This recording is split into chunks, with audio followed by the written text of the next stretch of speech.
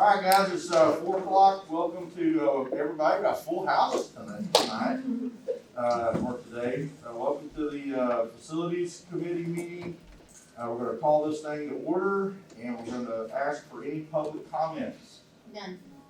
There are no public comments, so we'll go ahead and get started. I'm going to turn it over to Dr. Smith. Well, Facilities Committee members, thanks for being here tonight. We have an exciting topic to talk to you about. We have a guest presenter from Templeton coming up to present tonight. Michelle Box is going to be here to come on up. Michelle, come join us up here if you would. We're going to be going over the spring demographic update. As y'all know, this has been long-standing in Belton ISD that we go through this. This is the first time I think we've used the Facilities Committee to do the big in-depth report. So Michelle's going to go in-depth on a lot of stuff.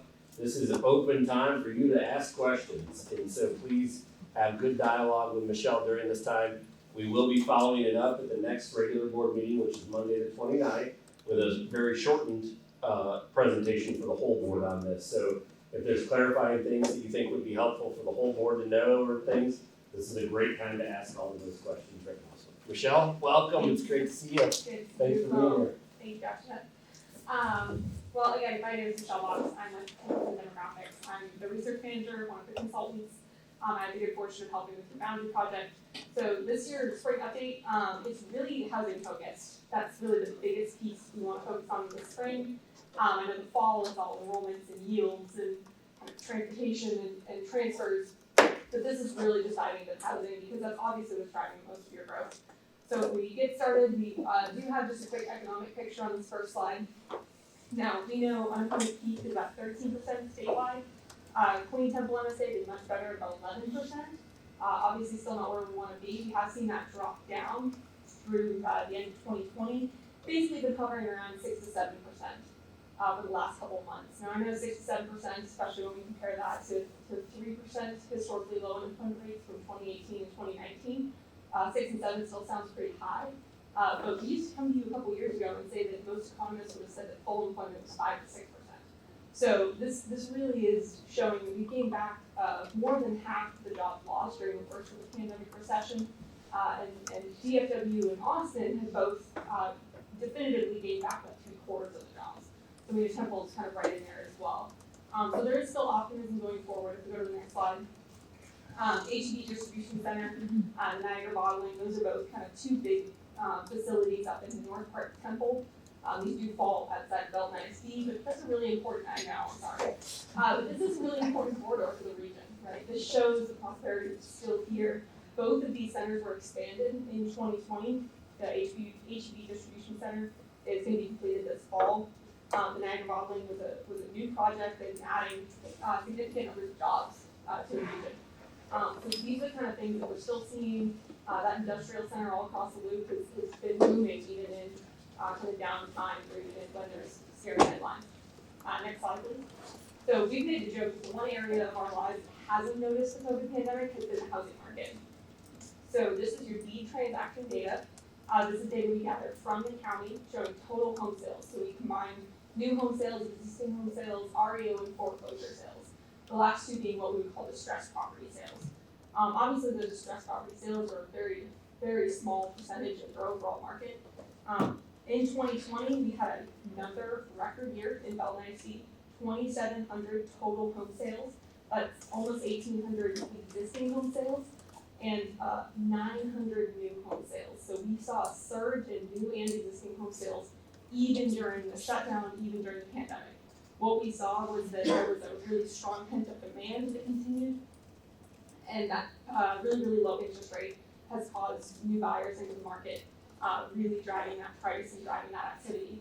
Next slide. I mentioned driving that price. That's the one thing that has also continued to climb.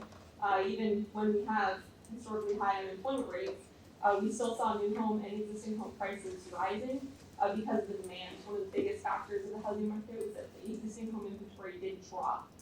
We had a much more constrained supply, so that charged those prices up year over year. Those markets are seeing about a 5 to 10% price appreciation in the last year. So here you can see within your district, average new home price back in 2010 was about $180,000. Today it sits at about $258,000. So The average new home price has gone up 42% to about $77,000 in just 10 years. The existing home sale price has gone from about $175 to upwards of $235. So that's an increase of 34% or $60,000. So I know I say every time this does put a lot of pressure on younger families, that's why this area is so desirable. Because a young family can afford a home. This is an affordable price point still.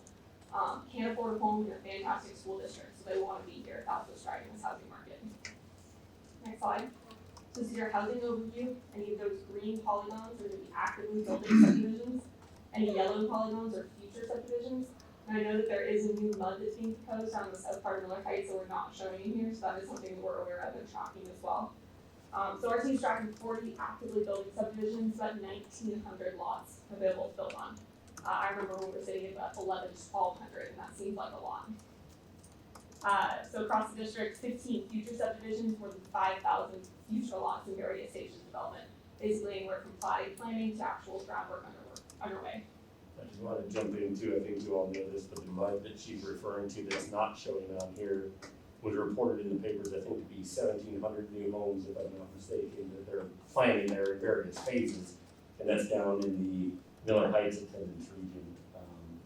They're working through that legislation now, so it's something for us to keep on our radar. Absolutely, and it's going to end up looking a lot like the Three Creeks development is what that would look. It's going to have multiple price points, it's going to have multiple lot sizes, and develop in multiple phases. So kind of starting up in the north, we do have a new development up in High Point, which doesn't have as much activity kind of north of the lake there. So North Lake Estates, 84 total lots, about 25 are occupied, those are half-acre lots. Building 5 to 10 homes a year, these are kind of a custom product. We do see a couple of current students already in that subdivision. Moving south, right around the high school and right around High Point, North Point and Mesa Ridge, those are two big futures. They're in Carver Elementary. North Point, 658 total future lots. They do have their first phase platted, and they're hoping to begin home building this summer. So first home's completed at the end of this year, so we wouldn't really expect any students impacting in fall, kind of an October snapshot from North Point, but that is one where we will see students coming in through the school year, and definitely by next summer, they're going to be turning and burning probably about 80 to 100 homes a year at North Point. Mesa Ridge, 425 lots. They do have their groundwork underway on their first phase. So they are hoping to start their first homes this fall with first occupied late this year to early next year. So both of those developments are going to be driving Carver's growth through the school year next year. Rancho Del Lago has been building for a couple of years, but they do have that 186 future lots that falls within Lakewood Elementary. You can see it split there, that yellow portion. Home building is hoping to begin on that second phase this summer. And that's a higher price point. We haven't seen as much of as high a yield at Rancho Del Lago.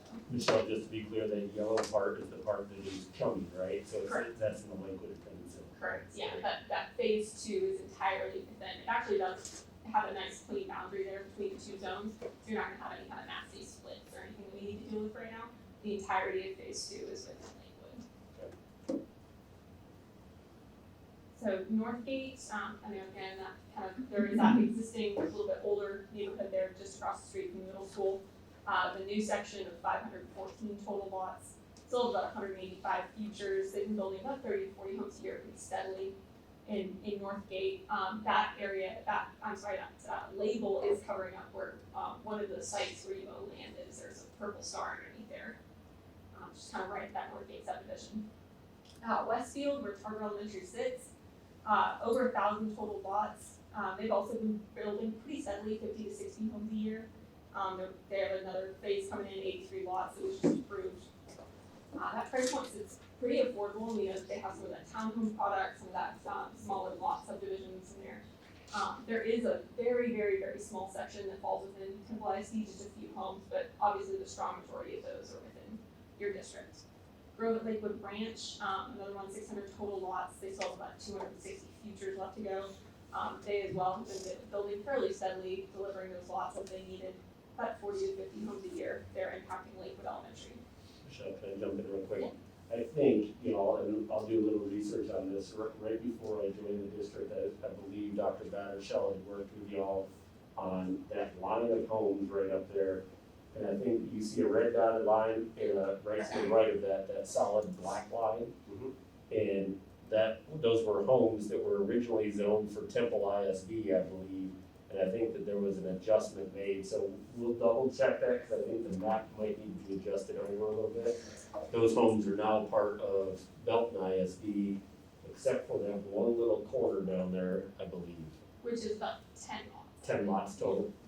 So we'll take a look at that, because I think that line might need to be adjusted over a little bit. My understanding was that last I heard there was a discussion with Temple, so I'm sure that has been, I think they were perfectly willing to make that kind of adjustment.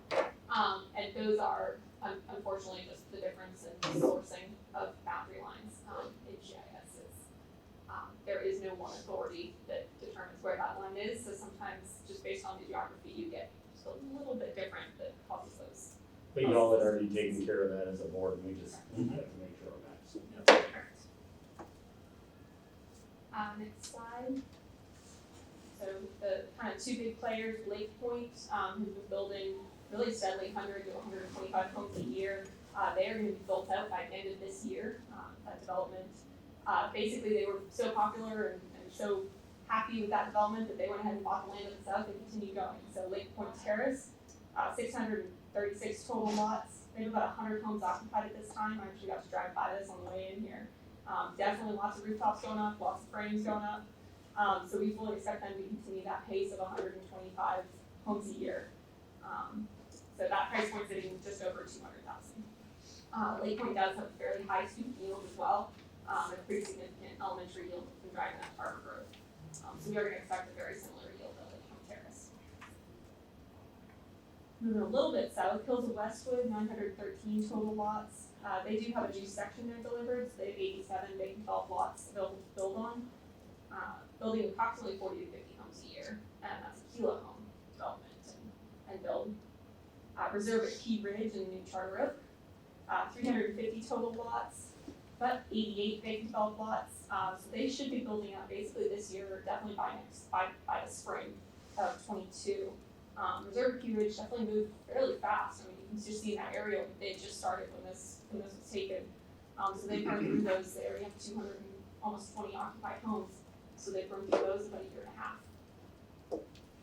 Next slide, moving again a little bit south into Sparta. Dolphin Ridge Edition, this is one that had been stalled for a while. It did finally deliver 142 lots. 123 of those are available on the ground. They do have their first lots delivered, and they're hoping to have their first residents this summer. So we should see a few students start to come out of there in the fall. That pace, based on some of the neighbors, how those have built, we'd expect about 20 to 30 homes a year. Those are a little bit higher price point, a little bit bigger lots, so they built a tad slower than some of the Charter developments up in the north. Circle C Ranch Estates, 80 total lots, 50 occupied, 48 BDL this time. Again, that's been building about 35 to 48 year. And finally, again, continuing south, West Canyon Trails is a brand new one. I apologize for the typo there. It's 170 total lots, not 500,000 over here. 100 future, but 68 vacant developed lots. They really just started building and delivered their first lots in late 2020. So they're hoping to have their first residents here in the spring. Just next to them, the Westwood Hills duplex is there. Also does have, if you've seen the groundwork, kind of it's hard to distinguish between the two developments, but the duplexes are continuing on their second phase, basically right next to that property there. So they do have a future phase going in right next to West Canyon Trails. Hubbard Branch, another one that we've been talking about for a very long time, finally is really started. 177 vacant developed lots on the ground. They have their model homes going. And they're hoping to start their first homes this spring, and they have first occupied them by the summer. And they've always been hoping to build 50 to 75 in their first year. And finally, Three Creeks, which again will be a really good model for that mud as it comes in. 1,500 total lots, about 670 future lots left to go. Again, they kind of have the bullets list of platting that they have going. They always have next phases, platting and delivering. They've been building a very consistent about 150 to 175 homes a year in Three Creeks. That's really been driving that Chisholm Trail Elementary. We are seeing pretty strong yields out of Three Creeks. So that all leads us to our 10-year forecast by grade level. I apologize, I know that's a little bit small. So this year we were sitting at 12,620 students, growth of 420 students year over year from 2019. I will say that you guys are one of, I do not mean this jokingly, literally one of the only clients we have right now where you cannot tell that there is a pandemic looking at this chart. Pretty much every client we work with has a pretty dramatic negative 4 to 5% swing this year. So just to see that positive 3% growth rate, not only that, it's higher than it was in 2019, is a testament to A, your handling of the pandemic, but also B, just the growth of the district and the desirability of people to be here, that you weathered this really very well. We did see a drop at pre-K, and so that is something that we have adjusted for, and we have gone ahead and forecasted going forward. So typically, Templeton Demographics does not forecast pre-K. That was an adjustment that we felt like we needed to make, so we have built that back up in your forecast. This fall, we expect you to enroll more than 13,300 students for a 5.6% growth rate, adding 700 students. That's largely driven by a little bit of the return in some of those pre-K and early elementary grades where they were a little bit shyer than what we thought they could have been because of the COVID pandemic. However, you can see that the larger 700 growth is really just a testament to the growth of the housing market as well. Going forward, we're expecting you to continue at that 500 to 600 students a year. The next 5 years, we're adding 3,000 students for a 2025 enrollment of 15,600. And in the next 10 years, we think you can have 5,800 students for 18,400 enrollment in 2030. Now I know being a facilities committee, it's really important to keep an eye on those long-term numbers.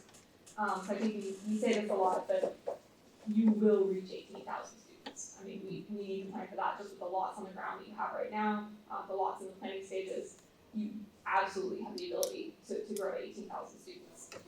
It's just a matter of is it in year 7 or 8 or is it in year 11, 12? Michelle, real quick, keep you back, you're still up there.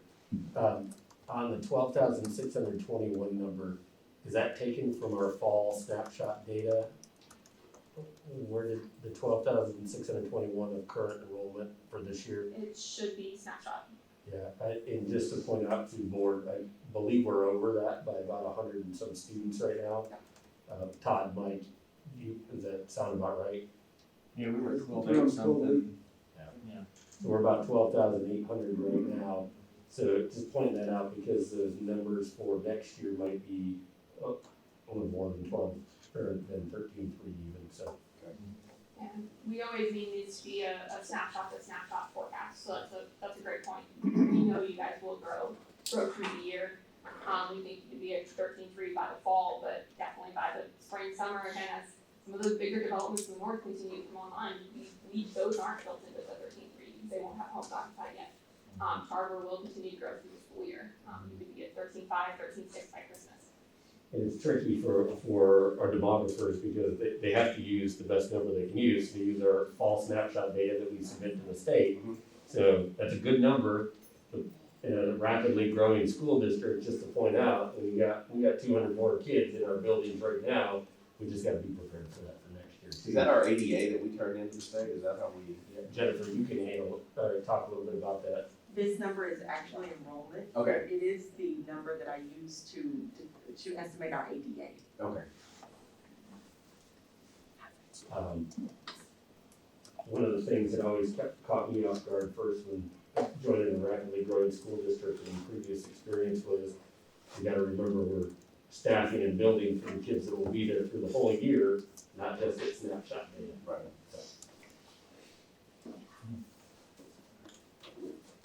This is your 10-year forecast by your elementary campuses. Those yellow boxes represent enrollment where we exceed our campus capacity. Obviously, Chisholm Trail continues to be a challenge.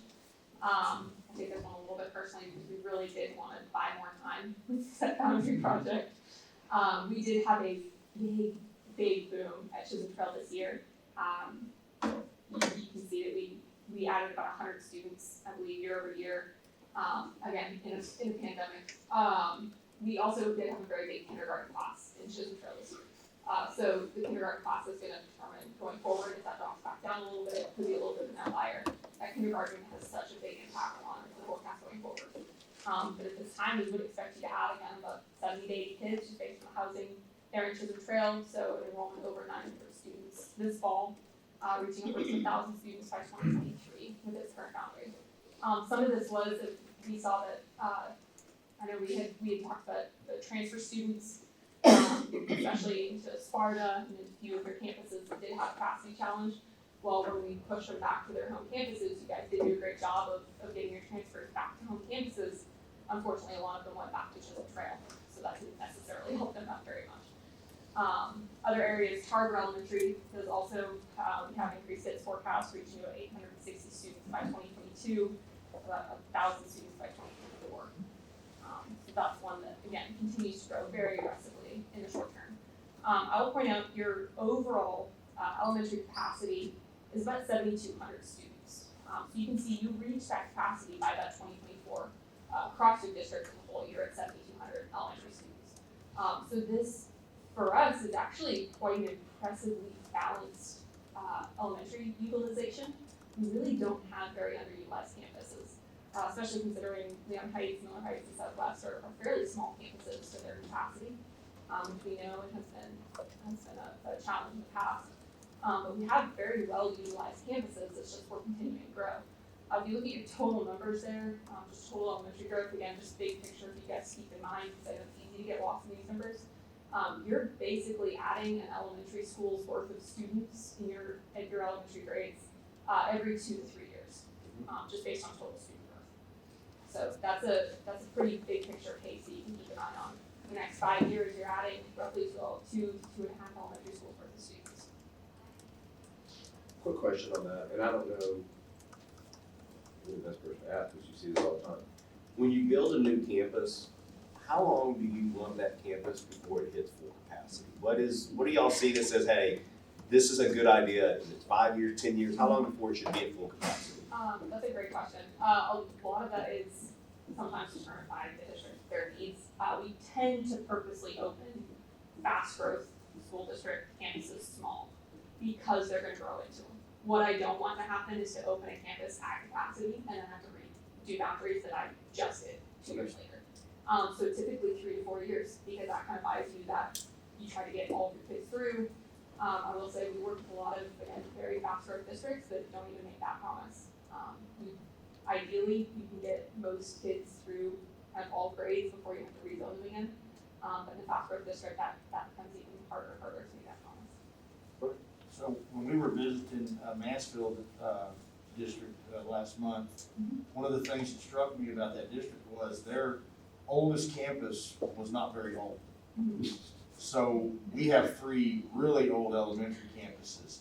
So to me, if you're gonna try to equal the opportunity for our students across the board in facilities, which is what we're here looking at, you probably are gonna max out a south of the district elementary campus because you're gonna be sliding kids from an old campus into that.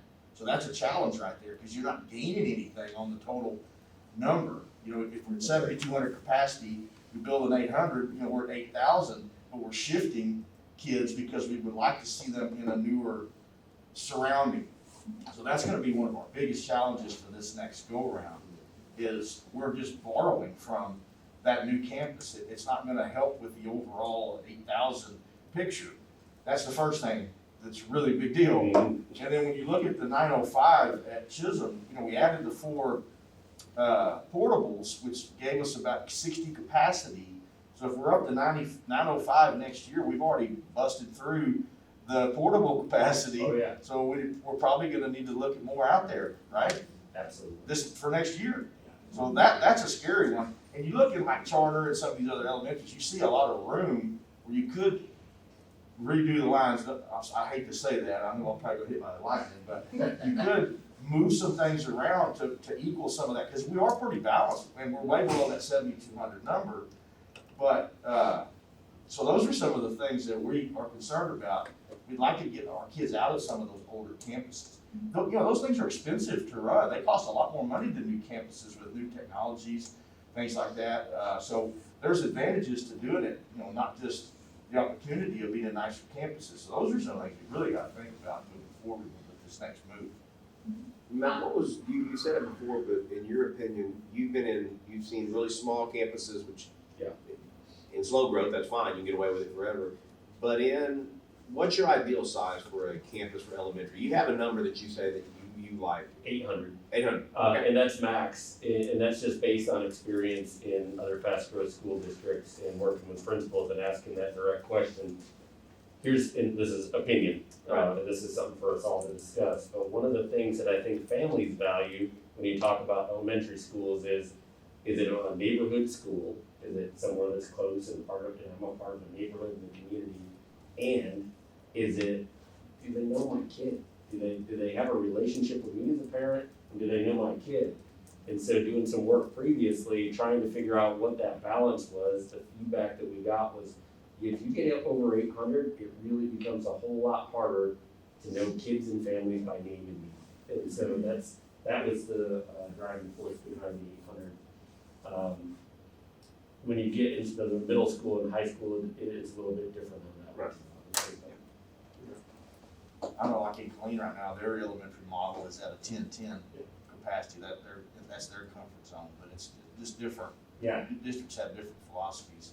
Well, and I think you all know how proud I was doing Belton ISD. The reputation of Belton ISD here is a great one, and I think that contributes to the people moving into the school district and the draw for this. Some of that is the feel that they get when they walk into the buildings, and we have to be careful as we're planning for facilities, because I think you all have said numerous times, we don't want to lose the feel that people have in Belton ISD. There is a community feel here that's different from other places, and even in designing facilities and deciding how large to build them, those are important choices for us to make, because it does impact the feel that people have. And something else too, Michelle, I was crunching the numbers earlier today, and I went into the secondary numbers, and I just added 10 years from now, the high school numbers and divided by 4, I can do simple math still, I graduated from Belton, but, so we're at about 2,800 per campus in 10 years, and I think we just built like Belton at 2,500, Belton's, should be about the same. So we're really not that far over in 10 years. I've been kind of thinking in my mind about this, 1,500, 2,000 over, just based on the numbers we have today. So that seemed like a more manageable number for me 10 years down the road when I divided those numbers up, thinking of number 3 down the road. So we could definitely modify some things and create some better opportunities in some other ways to maybe stem that from happening down the road. So I felt good about that. But I think elementary right now is really where our big problems are. I would say I think y'all did a really good job as a board opening 2 schools, the middle school, Belton Middle School, and Belton High School, because as you see, as Michelle gets into the secondary projections, I think it's a pretty big deal to have that stability for a long period of time. I think we can do some things so you don't need as many secondary facilities. Elementary is where we're struggling. Correct. And the biggest challenge in elementary remains the north-south problem, is that your furthest south campus and your furthest north campus are both growing very rapidly. That's not a one campus fix. I know we opened Charter Oak as a central campus, and that did help alleviate. We made some pretty dramatic boundary moves. A lot of schools were effective, and that did help alleviate by some time. But we can see, you cannot push that 2-part problem off of one campus. But it looks like, I guess, trying to do it in my head, looking at the map, High Point would be our farthest north, right? So High Point is actually, it's okay right now. I can look out in the future and not see yellow yet. Yes, Okay. that is true, yeah. Okay. I think it's hard, yeah. Okay. And we can talk a little bit about when we go further, options on that. So obviously there are options, there are boundary movements, there are specialized programs that you could have people drawn into that school to help alleviate from other schools. Right. There's a lot of things that we can explore to maximize the use of all facilities in our district while we're going through this growth. So the secondary level, as we were talking, secondary does look much better. I know we have highlighted there the Dalton New Tech High School. We show basically covering around 500, 520 students as a program. Thanks. I don't know if we necessarily need to highlight that. That's a little bit more determined on, transfers and that kind of thing, but, North Belton Middle School, just as those classes feed into it from the bigger elementary schools, it will continue to grow, reaching about 1,000 students by 2024. You can see there it does pick up quite a bit, again, as those bigger classes make their way in. You can see the overall middle school numbers really start to grow there in 5+ years as those big third-grade classes, big first-grade classes start making their way into middle school. But according to that one, I'm just trying to look across it, it looks like from a capacity standpoint, I'm not saying we don't have to do anything, but from a capacity standpoint for the middle schools, we're good until somewhere around 2027, 28. It's full capacity. If you can perfectly utilize every single campus. Right. Unfortunately, geography. Yeah, we know we where can't do students that. live, doesn't always lend itself to that, but you are correct. But it gives us a couple of years to figure out where to build and all that, to alleviate. But really, it gets you through the 26, 27 at 1,069 versus 1,000. It gets you, the next jump is the one that gets where it's, that's too much. Right. You can pretty much do that. But then again, I really think, like you said, I think these numbers are light. So, I think we're gonna kick it up a little bit as, more things start to develop. Right. Yeah, that is a good point. You're hovering right at that 1,000 capacity for 2 years. We know secondary has a little bit more wiggle room in a capacity figure, just with how you do the schedule, how you do classes, how you do lunch period, that kind of thing. We tend to get a little bit more room out of those classes. And yes, your high schools do look very good for quite a few years. Like Belton, in 10 years, we reached about 2,500 students. And without the new tech program, Belton High School is about 2,300. Still very well balanced even 10 years out for those high schools.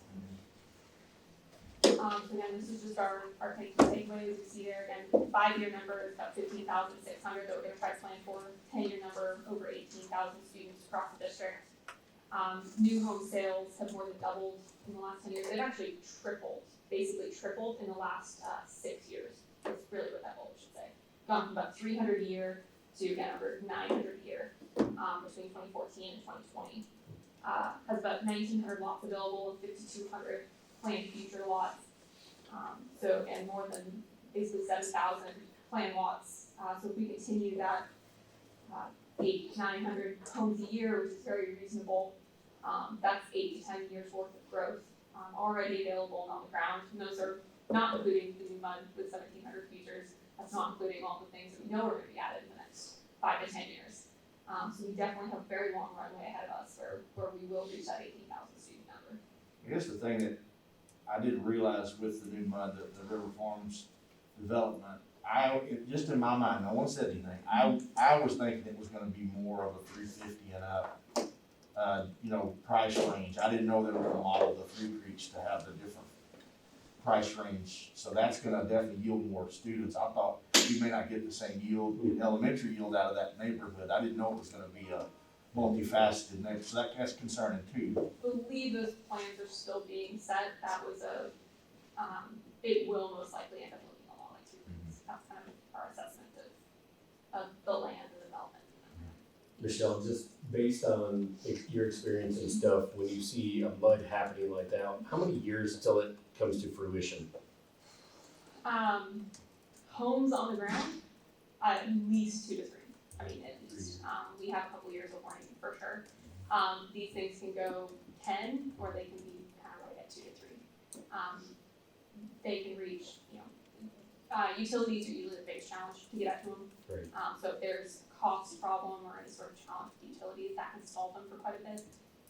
Fire rates, that kind of thing, but 2 to 3 minimum. And I think the people that are, that own that have family, they're experienced in this, and so I think this one will move pretty efficiently.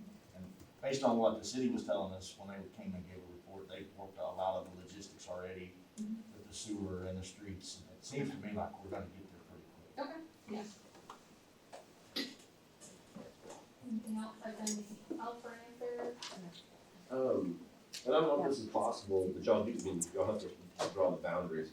Is there a way that when we present it to add a slide for Mondays that will give us a breakdown? And it may already be in here and I just missed it, but a breakdown between north and south. In total students or housing activity? No, housing activity, Yeah. that this is what we have north of the river, this is what we have south, because that's just, I think it's, gives a clear indication of where we're at on everything. Absolutely. That is a great piece to keep in mind. I know we had always, about 2-3 years ago, we would be actually kind of saying it was really quite well balanced. Right. Chisholm was scoring just pretty much the same as Tarver was. That has become more balanced. My understanding from the fall, we had a similar slide to this, so I want to say it was about 60% of the housing activity, 60 to 65% was in the north. Yep. So the north is starting at a pace of that. But I'll be sure to add that, absolutely. And it's so funny because I remember that discussion from the fall. I remember thinking, oh, yeah, okay, so we're not growing as fast in the fall. It doesn't mean we're not growing fast in the south part of our district, Yeah. because we're growing super fast there. It's just kind of hyper fast in the north part.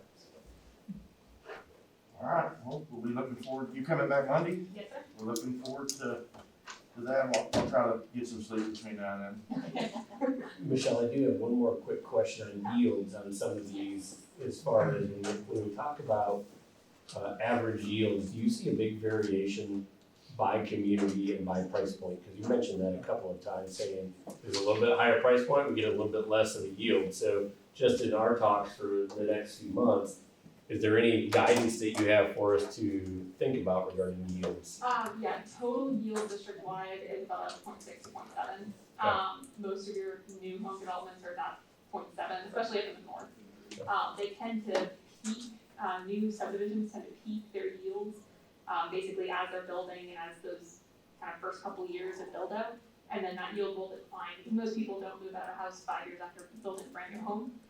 So even as those kids move into middle school or high school, most of those families are going to choose to stay. So that elementary yield might drop a little bit. Okay. As far as we're looking 350, 400 price point. We tend to see 0.4 to 0.5. So it's not a huge difference, but that's enough for us to notice and see. But I really don't see many in your district are yielding or below 0.4.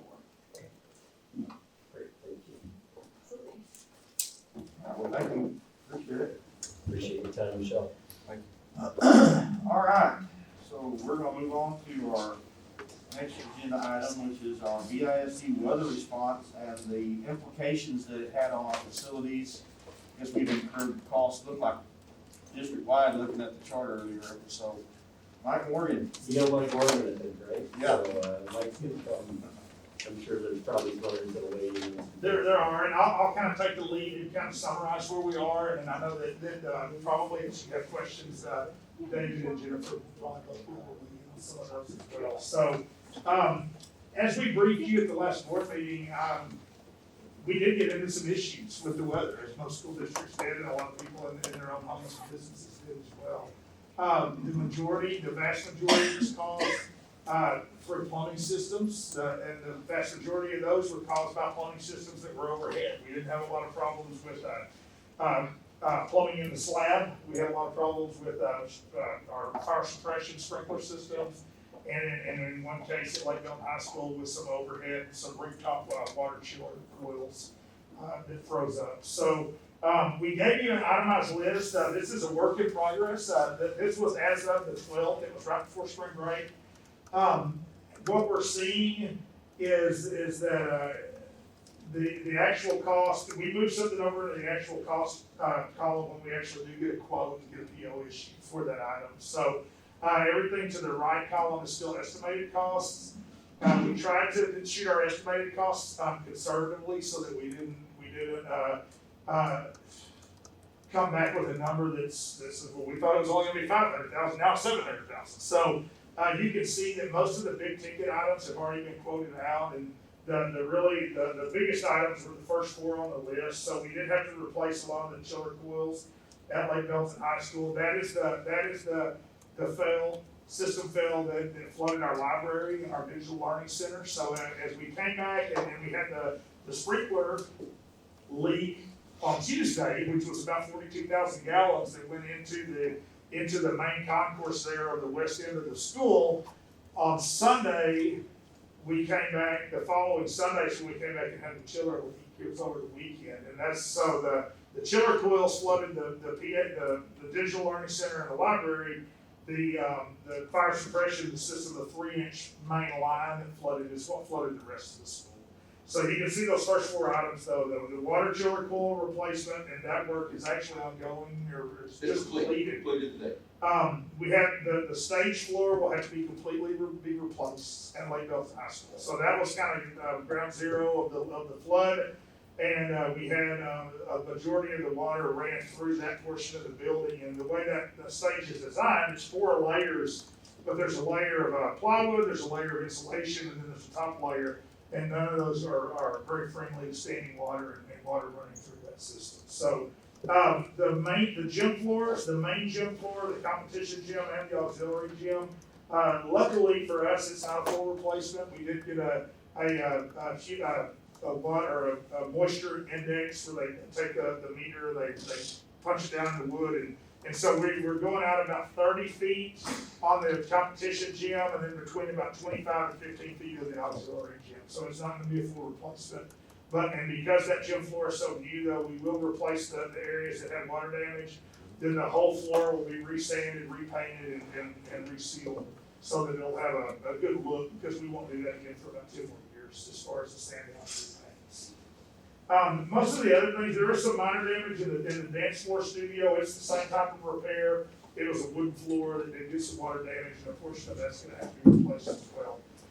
The only other really significant expense was the restoration company that we had brought out, and that's a decision that we had to make in an emergency, and would make that decision again, because even though it is one of the higher expenses on the itemized list, in the end, it saved us hundreds of thousands of dollars of other repair work that would have had to have been done. So when we talk about the emergency cleanup and the restoration company, it was dozens of employees, hundreds of thousands of dollars worth of equipment, and they were pretty much here all the way through the start of the school the next week. So they were here from Tuesday, when we had our first incidents, all the way through the next week when we were back at school, helping with cleanup, helping dry out drywall and sheetrock, helping take off, roof blowers and dehumidifiers and drainage equipment around. At one point, we were without power for several days, so they actually had generators that can handle that type of service as well. So very thankful for them. It is one of the larger expenses, but in the end, we feel like it probably saved us a considerable amount of damage. And if that water would have stood on the floor for a week until we could because we didn't have the equipment to remove tens of thousands of dollars of water. I think one thing to point out too on that one is Mike brought up the gym floors, for example. They came in and they started helping us make sure that we were blowing out and airing out gym floors right off the bat. By not doing that, I think we would have seen probably full replacement of those areas. So, do we have any insurance coverage on any of this? We have great insurance coverage on this. So at the end, and I won't speak out of turn, but it's, you want to talk about insurance coverage and deductibles? Yes, we have the, of course, is our insurance provider, and we are still in assessment phase with them. We have been in contact with them, and thanks to David and his team, because they're keeping them abreast of all of our estimated costs. We do have a $25,000 deductible, and it's per occurrence, which means we only pay it once. Yes, so that's definitely benefited us, and so we're working with them. It is on a reimbursement basis, so we do have to provide proof of where we paid these expenditures, but we are looking forward to getting reimbursed.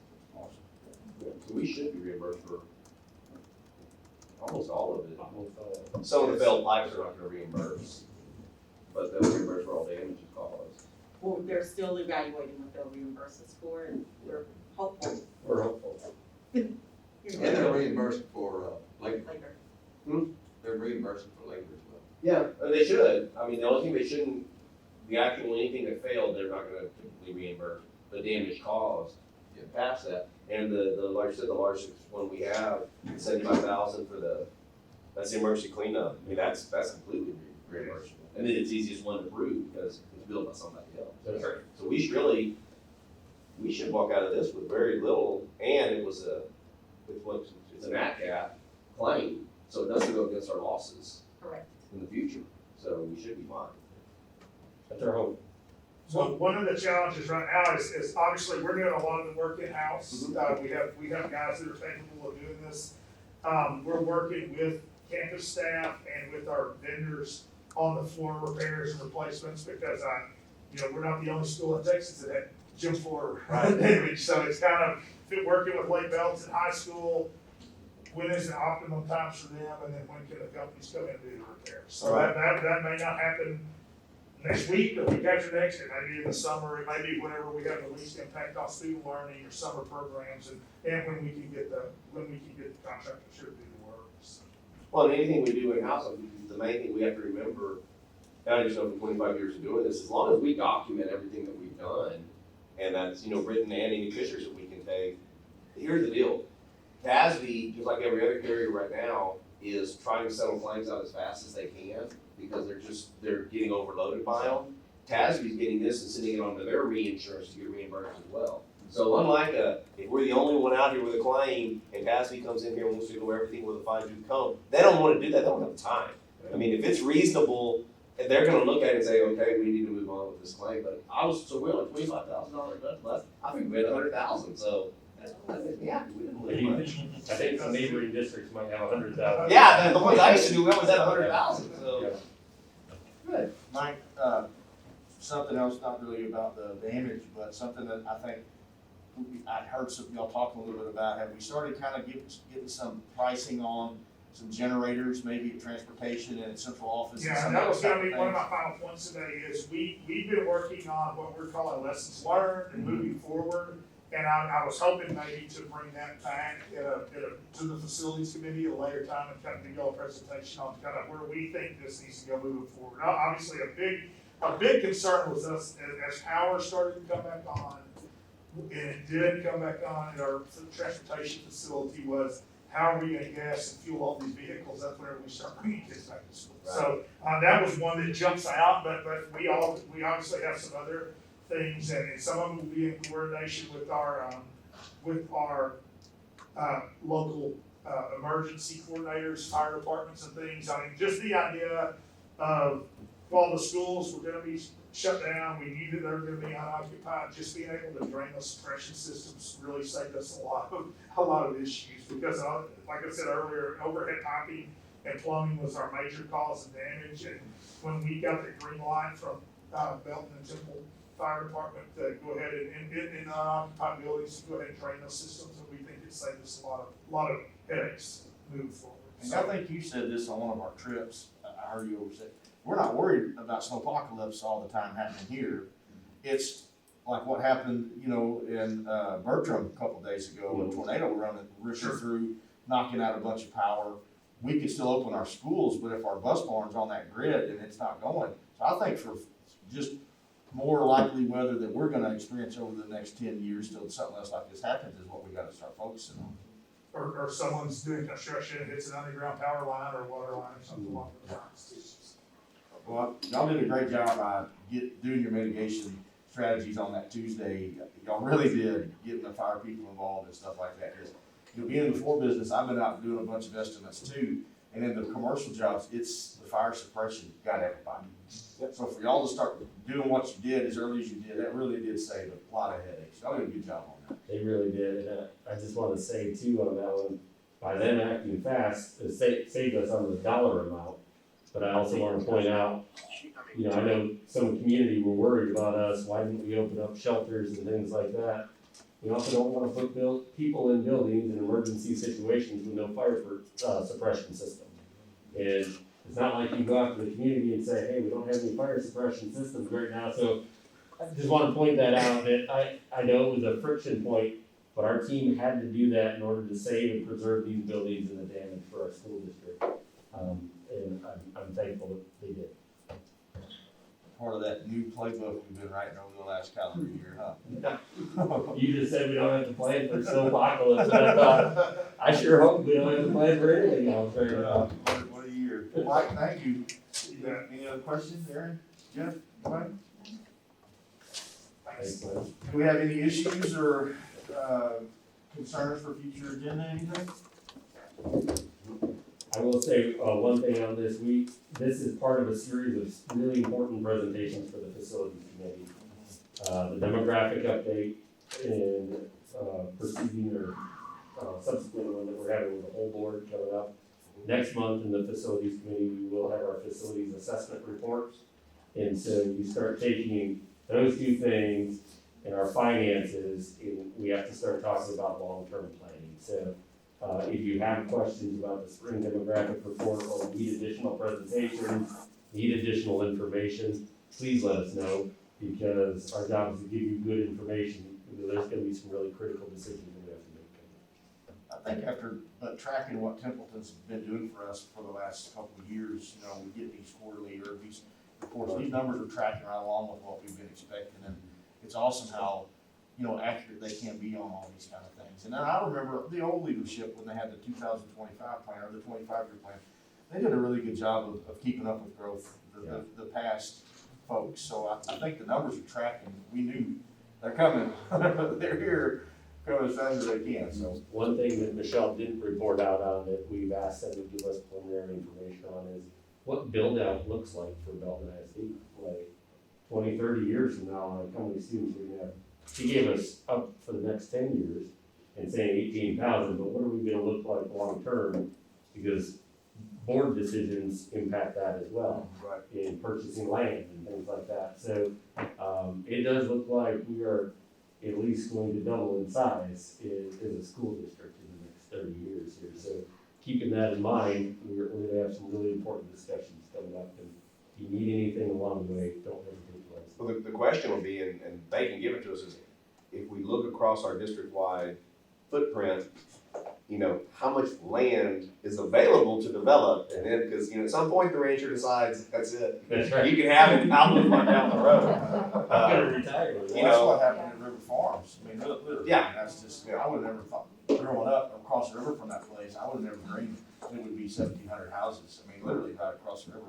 So it's amazing, you know, but I think at one time, I remember seeing a report at a Total acreage PTA available or meeting. something like I that. was at a PTA meeting when we were looking at that the 2017 bond. Mhm. They had a 30-year or a 50-year projection, so it's out there.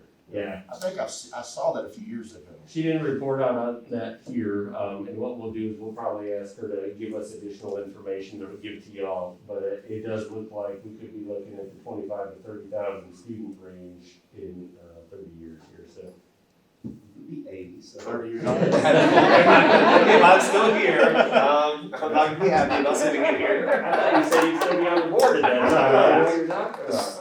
All right, well, that's it. So I guess we'll adjourn the meeting. Thanks.